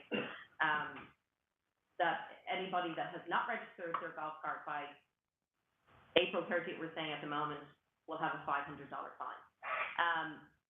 The reason that we did this is we all know we had a lot of problems this year in Beachwalk. Security was basically not doing their job. We have golf carts going too fast. We have a lot of issues. We had accidents this year where golf carts crashed into homeowners' cars, and then, sped away and did damage. Underage golf cart drivers. So we need to be able to trace the golf carts back to what house they're coming from. That's our biggest issue at the moment. There's no point in giving out tickets when we don't know who they are or what they are, and the owner of the property, if they're renting their property, that's fine. The owner of the property has to be held responsible. If they're making money out of their golf cart rental, then they need to take it on the chin and say, I'm responsible for that golf cart, or don't rent it. So, these are the ideas that we have come up with. The board are comfortable with them. I guess we wanted to get some owner feedback today. The management company, and they rent a lot of golf carts, The rental company. The rental company. Yeah. How are we going to address that situation? Because those carts change every single week, and those are. So what we're telling them is, if they want to rent their golf cart for $500 a week and make this money, then they're gonna have to assign a golf cart to whatever property it is, and they're gonna have to leave it there for the summer, and they have a registration fee. Are they gonna pay what they're relaying also? They're gonna pay $500 per $500 cart for any cart that's not a Beachwalk owner-owned golf cart. I mean, I think what we're hoping is that homeowners may go ahead and buy their own golf cart and be responsible for their own golf cart. Yeah. We've 100 golf carts driving around Beachwalk at the moment that are not owned by homeowners, and nobody taking responsibility for them. And those golf carts are being rented out at $500 a week. So you have to take responsibility for them. It's a massive, massive problem, and somebody's gonna get hurt. So. I think the one caveat is, there are renters that maybe there are homeowners that don't rent the whole season, so I think that would be hard for each one vacation renters to assign a golf cart to a specific home for the season, you know what I'm saying? So you're saying if somebody only rents for 2 weeks of the year or something like that? Yeah. I mean, and I think when we haven't sent this out to homeowners yet, we're, announcing it today, we wanted to get feedback, and obviously, we're gonna have a meeting with companies like Carts on 12, and there's going to be some anomalies to the rules that we're trying to enact. But I think once people understand that we're trying to do it for the protection of renters, that, we're happy to work with people. There's going to be cases like that where, you don't rent this year, but maybe you're renting next year because you're away for the summer or things like that. So here's our leverage back, Mr. Hart, about signing this quick. Yeah, go ahead. Yeah. It seems like, it's an enforcement issue, right? The rules are not, No, it's more than just the enforcement issue, and some of it is to offset the cost that we have, right? We initiated a trolley, we have staff personnel that runs the trolley to alleviate that traffic, right? Security time, we increased it really primarily to police, the golf cart usage. So we also saw, and this is one of the things that I failed to recognize in the beginning, because I just don't think of it. I rent my home. And for the people who don't rent their homes, they incur costs associated with managing and maintaining those golf carts. So part of the registration fees to offset some of that cost or back to the money that we spend. Yeah, I mean, So it's not just enforcement for security, but it's a few other things. Well, I think the other thing is that we are gonna have to have a lot better security company next year, and it is gonna cost us money. Money's not gonna solve the problem, like, it seems like people are gonna do crappy things on a golf cart. I don't care how much money I give you, I think and it puts nobody's the, gonna stop them. I don't agree with you, I think it puts the onus back to homeowners, that they know there's going to be a lot more oversight. And homeowners currently know there is absolutely no oversight in Beachwalk. There was no oversight this year, even though we had security going around. There was no oversight. So, if I know, if I have. You're having a bad security company, and that's the owner. No, this issue didn't only happen this year. This issue has been around for a long time. And the problem is, the more built up Beachwalk gets, the more golf carts we have. And we have to know that everybody is registered. We have to know who owns each golf cart. And we have to make sure that people are insured. And owners, if they're gonna rent their golf carts each week, need to take out insurance. It costs like $80 a year. It's not a massive cost. That's all good, I agree with that, right? You're challenging the fees, is that what your question is? I'm merely pointing out, Okay. me giving you $150 per golf cart, if you have a security company that's not enforcing the rules, it Understood. doesn't matter how much money I give. Understood, so, Rachel mentioned, I'll be honest, I think it's strange, I don't know why you need that $150 from me, but my main point is, the only way this gets better is by having somebody making sure that people are following the rules. Well, The rules exist, the rules are there. And again, that's a maintenance company, I mean, that's a property management company. So that's Yeah. the garbage, Right. all the stuff that Yeah. goes in It's there. it's a work in progress, Yep, we have to start yep. somewhere, I think you guys did a great job. Yeah. Yeah, I prefer not to just keep putting all these little tacky charges. No. It's amazing, cause I provided a golf cart for one of the houses, and the golf cart was literally brand new when I provided that house, and in 1 year, they trashed. Yeah. Trashed. Yeah. So, I mean, I think this is great, I think it's awesome. I feel like enterprise, when the person checks in the house, we're gonna go over all of the markets. So that's what happens, I think, when you hold the homeowner responsible for the actions of the renter regarding the, I will tell you this, You do it with garbage cans too. this year, we were rehabbing our city apartment, in Chicago. So we spent the summer out, Beachwalk. And I'll tell you what, I don't think I can recall ever being in an area that was so concentrated with not only people, which was great, but there were just carts honestly, zooming around the street, it was almost like this was like Disney World, you know, it was just crazy. And now we're talking about putting more homes, which is great, but that means that's greater proliferation. So the control of the volume of carts in Beachwalk is also essential. Otherwise, we change our name from Beachwalk to Beach Cart. That's a disaster waiting to happen unless you got the insurance back.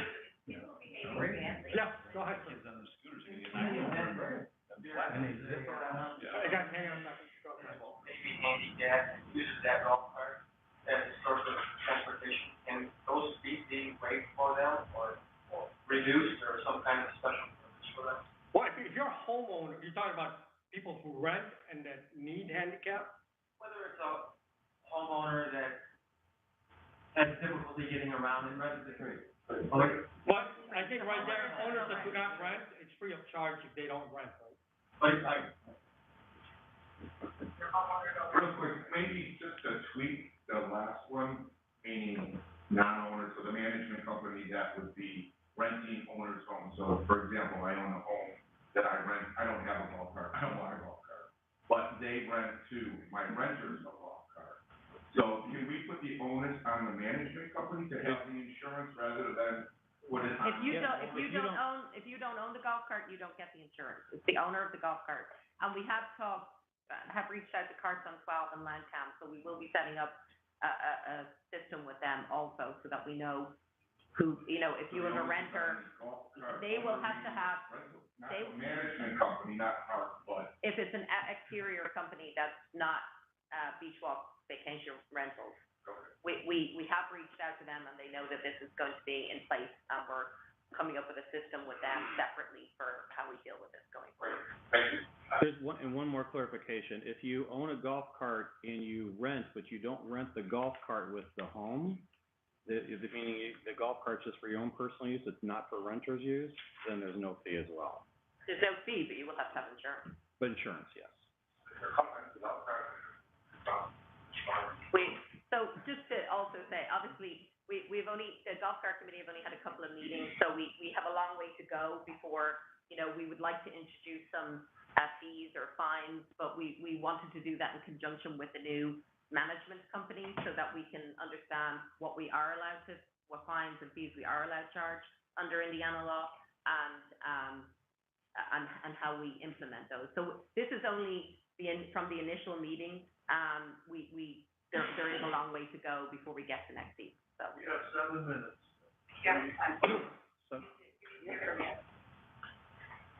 I got it extended to 11:30. Oh.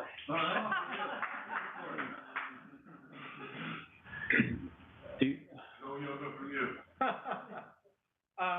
This is the last item on our list. I don't know how many of you are, we made everybody aware.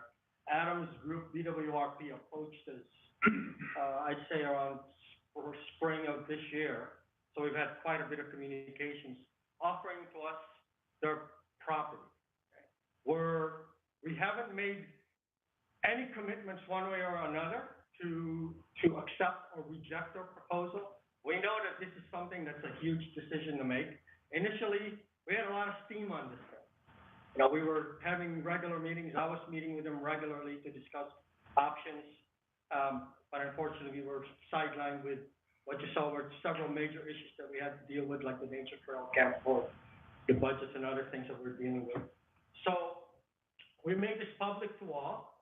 I think it's obvious the benefits of having additional land, right, to the community, especially with the addition of a lot of the new homes. But this is going to be a long process. Okay? What the board has agreed to do for now is get an idea of what the value of the proposal is as far as the land that we could potentially acquire. And we're actually going to do an appraisal based on the proposals that we've received from Adam. Are we paying for that appraisal, or is the landlord? I'm sorry? Is Adam paying for it, or are we paying for it? The homeowners would pay for it. For that appraisal, we're gonna. Yeah, it's $1,500. So it's not a massive cost, and I think it's important information for homeowners to know. Like, we already had emails back this week from homeowners after it went out saying, what is the value of the land, or, different questions. That's the first. So I think that would have to be the first step before any major discussions occurred. We have to have full information. So that's what the board has voted on and agreed to do as a first step. So. And I think I want to mention, I'm very thankful to BWRP. I don't know if you guys are aware that the back parking lot, they're basically letting us use it for the last couple of years free of charge. So clearly Adams Group has presented, a goodwill to the community. So from that perspective, but this is going to be a long process, and we're not going to make any decisions without, again, getting the people's opinion. Or actually, this one would require 2/3 vote. Yeah, we don't have the Okay, authority. I'd like to suggest also, I think, we've got to get our own act together in Beachwalk. I think this decision really requires the outside view of the new manager to help us make this decision work. So I just think we need to get that input. Also, it would be nice to see how these new homes that have been added to Beachwalk, what have we added, 15 properties or so, how that impacts the beach this coming. I mean, we've got a lot, we're in a real growing stage here. I appreciate Adam's, I appreciate the offer from Adam. The timing is not great. I for one would say, let's talk about getting back to them with some, discussion a year from today, and see the summer through. That's just, Again, we need to find a way, we're going to find a way to establish a protocol for getting the pulse of the people. If it's through the website, if it's through a polling capacity, we're going to work on that this year for the remainder of the year, and hopefully have it in place in our website by next year. We recognize that while we are elected folks on the board, that we really need to get the pulse of the people on a lot of matters. So we're gonna try to establish a protocol that allows us to do that, to get their input a lot more. And there's, Well, I got a couple things. Can I say a couple things about it, Michael? Sure. Personally, so I own this land with three friends of mine, including who's sitting back there, so the hybrid plan is actually 14 lots, not 32. And to Frank's point, we're not in any rush. So we're fine with playing the string out and doing what's best for Beachwalk. What we want to know is if there's interest in it. We bought this at the bankruptcy because we thought the parking was important to Beachwalk, we thought this parcel was, and we wanted, the four of us got together, pooled our money to protect Beachwalk. So that's what we want. If there's a way to delay this and, for example,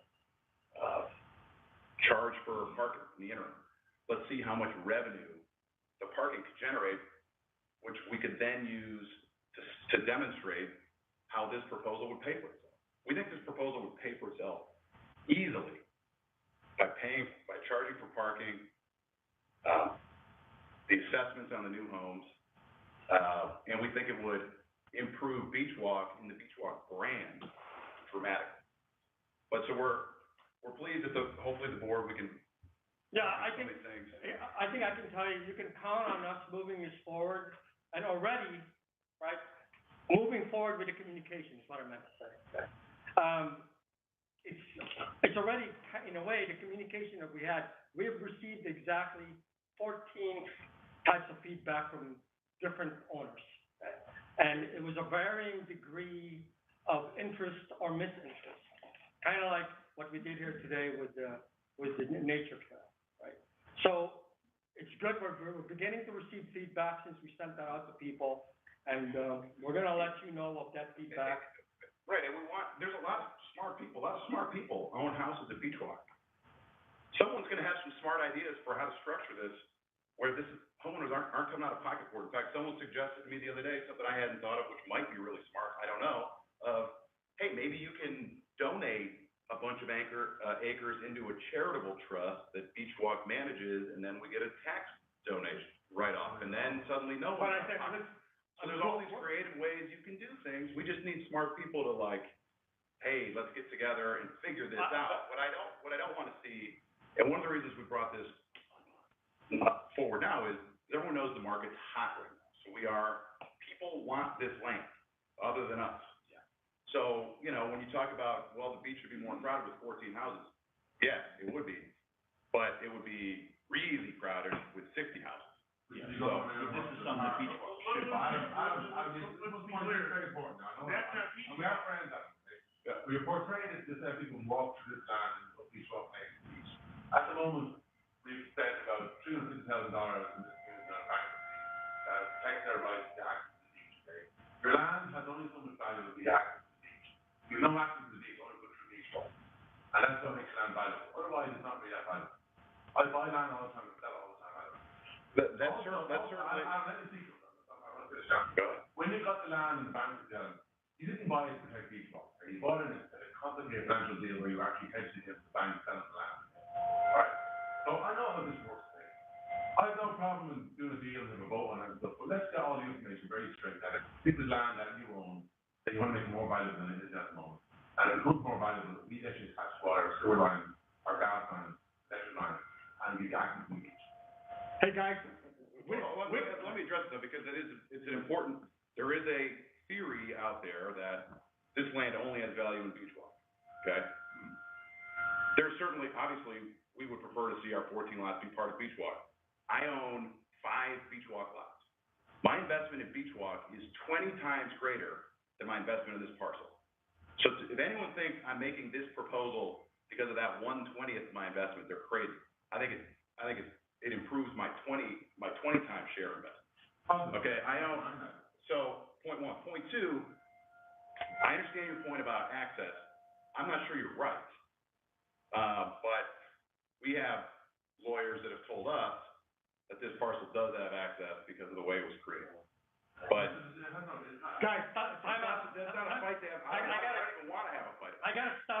discussion, guys. The first thing the board needs to do is gauge the interest, plain and simple. Okay, and just to, as far as, I think we all see that Beachwalk is growing. I think we've seen some of the pressure on the amenities, right? This is a great, large parcel to put more amenities on. And it's one of the only options that we have that's close and attached to amenities. Like, we have 4 places there. We vacation there. We want to have fun there. Going to a super crowded pool isn't fun, right? But again, you'll be surprised to hear, as I am, that a lot of people have approached me, right, by the same token. This is why we need to gauge the interest. People have approached me and mentioned, I like Beachwalk just the way it is, right? And don't have the same sentiment. Again, I don't want to be forcing this discussion at the moment, because this is a big discussion to handle, but we wanted to get across to the people that it's a topic for future consideration, right? I'd rather address, are there any other Q&A questions regarding the other topics that we have? Oh, you do? Yeah. I got one that kind of puts all of us right now is, are you talking about charging for parking? Because that's like, sounds like tomorrow. And we're renting and we got people that are there. How does that get charged? How much is it to charge? Who pays for it? I mean. Great question. We told the board at the beginning of last season that next season, we're gonna have to reevaluate it. We wanna figure out how serious people are about this. Right. The long-term solution is not that we just keep letting people park for free forever, and we're incurring the cost, we're paying the taxes and the insurance on land and all these things.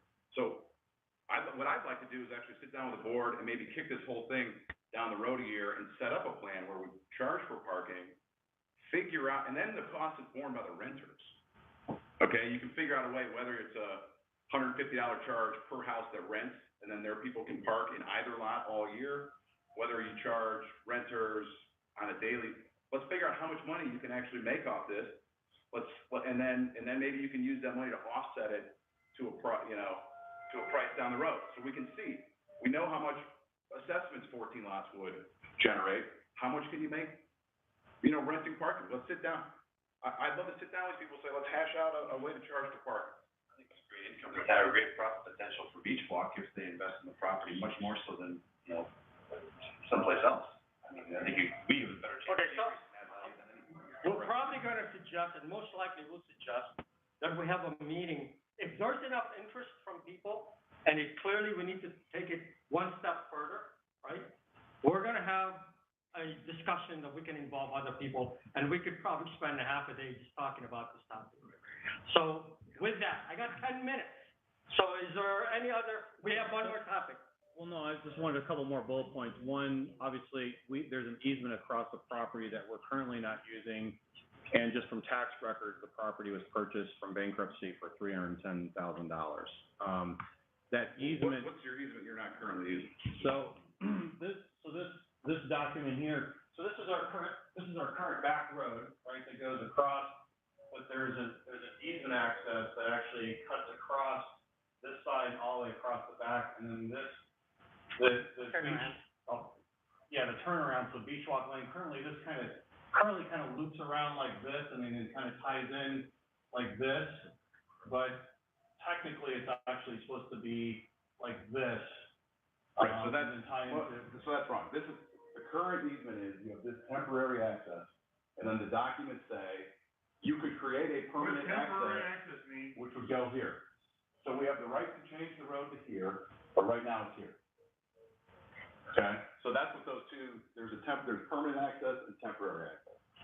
But you don't have two, there's not two. You're correct. So this would go away if this was. Correct, or it wouldn't go away depending on what the plan is. Right. Yeah, but there's definitely is an access easement. Yeah. Beachwalk has an access easement to get out there. And that's the answer to your question about why we were waffling about the pavement of that little section. So that's a good question, what's temporary mean? It's temporary because that's where it already existed. The easement stays where it is so long as that's where we want it to stay. We, as the owners of the property, have the right to move it. If we move it, we have to pay it. Okay, so that's the deal. But the current access is the current paved road. That's the current easement. You haven't moved to where Upland Stairs or somewhere else? That is one where we have permission to, and then the documents say we could also negotiate a different location if everyone was thought a different location was smart. Okay, but that one's pre-approved. That's all I have. Okay, we got, 7 minutes for our general Q&A. Go ahead, Dick. This summer, walking through and driving through Cason Park, the cars, we have got so much traffic density with cars that if emergency vehicles need to get through that area, they would not be able to. I saw cars moving back into trees this summer.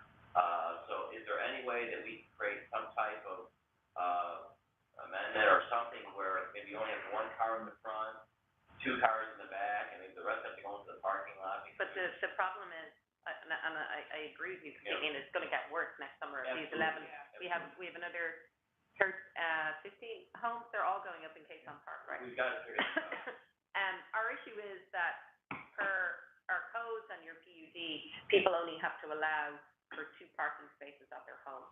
And as we all know, people rent to 20 people. So one of the houses going up on my street on Joe Lane this year has 7 bedrooms. Now, per our code, we can't do anything about that. People can build as many bedrooms within there, once it's within the code, but they're only gonna have 2 parking spaces. Right. So it's kind of a catch-22 situation as far as I'm concerned, because,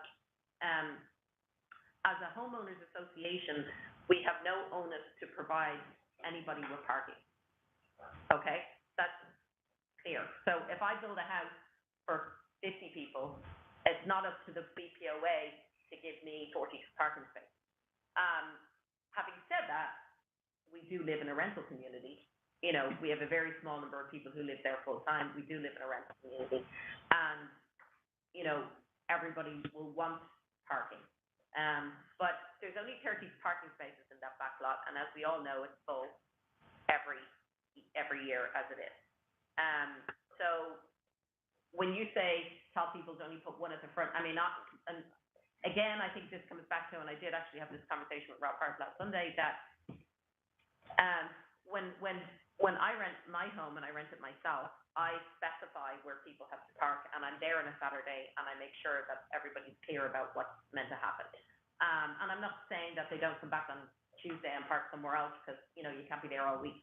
But I think there has to be a lot more oversight from the Beachwalk rentals, and anybody else who rents their home directly, about where their people are parking. Because, you know, people just park wherever they can pull into. You And can't put 6 cars you know, on those properties, and they're trying to do that. Yeah. and I'm not sure how we get over that, because if you tell people you have to take 2 of those parking spaces away from your property, where are they going?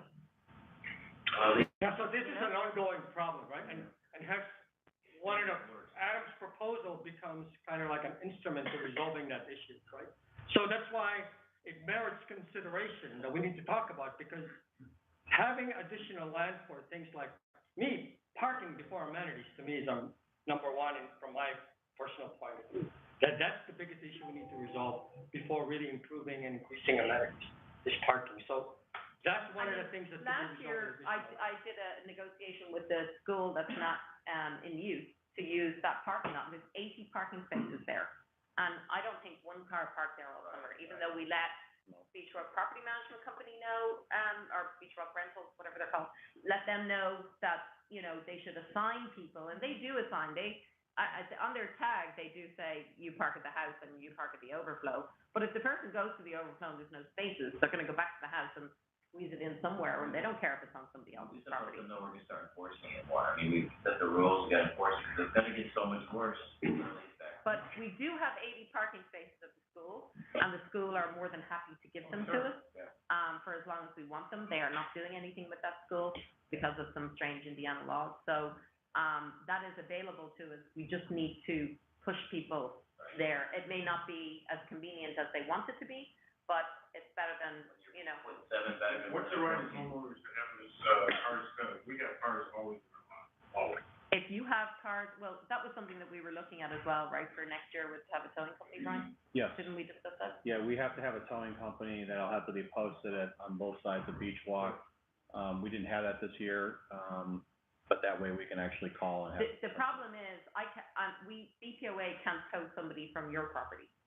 It has to be your the owner. private property, you know what I mean? Well, We have no, Yeah, we don't mind calling or, yeah, try to knock on doors, but you can never find out. I know, I have the same problem, yeah. It's terrible. And I found out, for your information, by the way, because we experienced this, because we had, in our parking lot, in our public parking lot, where there was a car there that was basically abandoned for 6 months. We couldn't even ask for it, even though we owned that property. The police have to be the ones to call the tow. So you actually have to call Michigan City Police, they come over to you, and they call for the tow. Otherwise, the towing company won't pick We it up. can have a tow on our overflow parking lot by the pool. We can't have a tow from Adam's parking lot because we don't own Adam's No, parking even, lot. And then, I don't even know with, if there's some agreement. that the you point is this, none of the towing companies in the X, I called 4 or 5 of them, they won't do it without a police order, that's all I'm trying to say. But you can get the police. Unless it's posted, if we've got a make. contract. Yeah, if it's posted, If they it's will. posted with a contract, then they will do Go it. ahead and get it posted. Yeah. Yes. Call the police department. Okay. Yeah. Steve? If you guys could talk to the Rob Hart's management company and explain when they're putting in, everybody has 2 spots or 3 spots, whatever your house has. We need to put it on there and make sure that they know that, you have 2 spots available at your house. Yeah. Because at my house, what happens, I watch them, instead of parking 2, they pull in diagonal, and they're like using the front yard. Yeah. It's crazy. Yeah. I'm not there obviously to do it, but I Yeah. see it happen. And it's like, Well, what are you even thinking about doing it? I don't understand. we have started initial discussion with, the rental company because I had this conversation with Rob last Sunday and I said, we have to come up with a way of oversight that handing somebody a tag in the office and then never looking at the house again is not working. And they're renting 100 houses in Beachwalk. So if they're gonna make that much money, they have to, put a little bit more staff in to making sure, and who's paying for the security? Every homeowner is paying for security. So, there has to be more oversight. Oh, wait, guys, we gotta give an update on the water table, so if you don't mind, Rich, could you give them a quick treatment? Second meeting of come to. No, I'm sorry. We do actually have an update. And you show up, Yeah. and I'm like. Sorry, that's okay. Okay. So what we have had difficulty doing is finding a company that has any interest in doing the work. So what the city suggested was connecting lateral lines to the storm sewers so that the water pumping out of the side of people's houses has somewhere to go as opposed to temporary On my yard. hoses, et cetera. We got pumpers pumping on Correct. our yard. Yeah, or onto other people's properties, which in our code says you cannot do. You can't pump onto somebody else's property, you can't pump onto the street. And so, last week I had a meeting with a company, on site, and we came up with, there was 2 different options available. I thought they were going to be able to come out the front of the home, so for your instance, there's 3 different sections. So, in your instance, it's actually quite simple, and especially during construction, to tie into the storm sewer.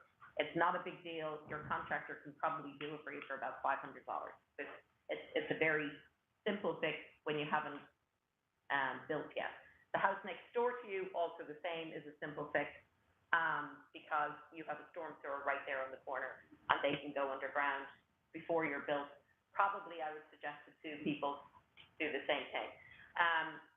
The other corner opposite you is the same. The other section of Mary Lane where Steve lives is a different issue. And I have spoken to your neighbor, and I don't know whether do I need to go into that whole No.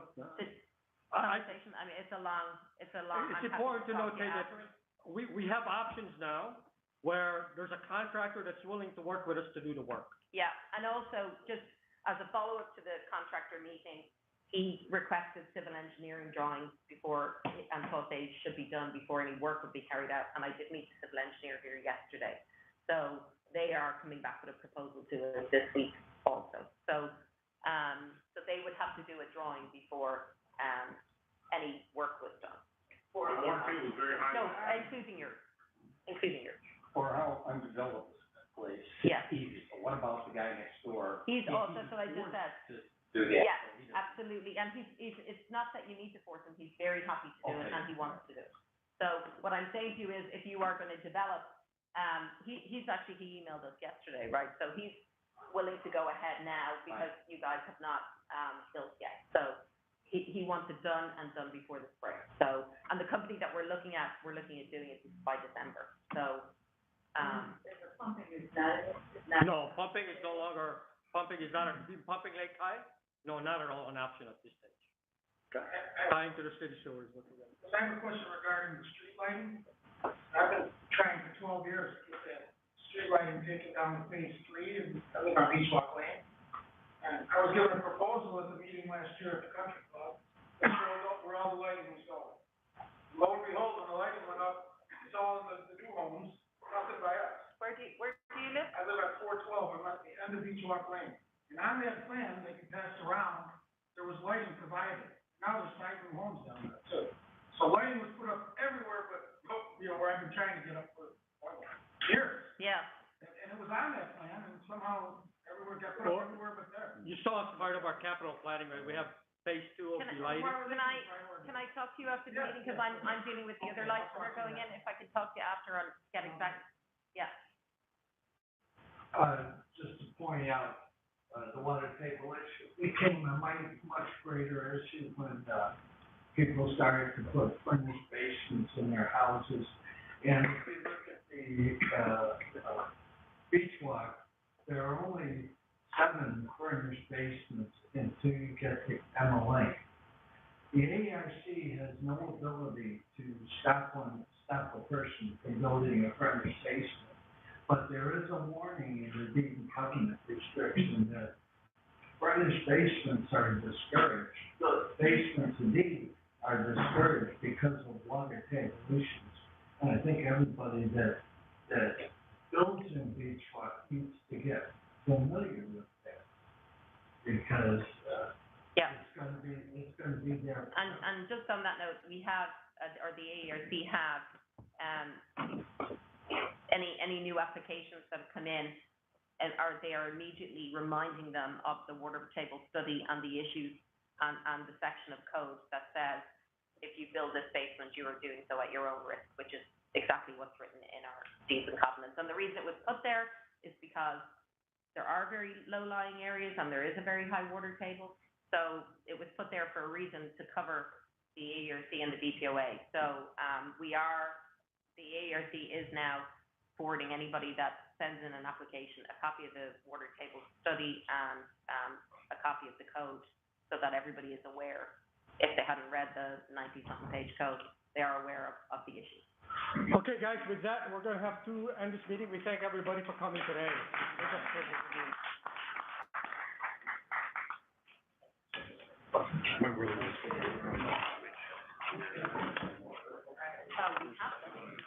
Oh, yeah, yeah.